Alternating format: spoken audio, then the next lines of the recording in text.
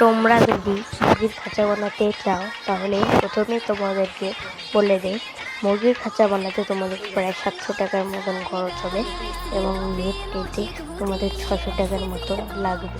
এবং আমি এখানে গুণের ব্যবহার করেছি, বাঁশ ব্যবহার করেছি, দরজা হিসেবে ব্যবহার করেছি টিনের দিয়ে তৈরি দরজা। তোমরা টিনের তৈরি দরজা ব্যবহার করতে পারো। এবং এখানে তোমরা প্রায় কোয়েল পাখি থেকে শুরু করে দেশি মুরগি, বিদেশি মুরগি লালন পালন করতে পারে। আমি এখানে দেশি মুরগি জন্য পেয়েছি, যখন এগুলো বাচ্চা বড় হয়ে যাবে তারপর এখানে আমি বিদেশি টাইগার অথবা ব্রয়লার মুরগি পুষতে পারবো, এছাড়াও কোয়েলও পুষতে পারবো। তোমরা এর মাঝে ফাউন্ডেশন দিয়ে 1% কয়েক পাখিও পুষতে পারো। তোমাদের ইচ্ছা হলে তোমরা ভিডিওটিকে লাইক করে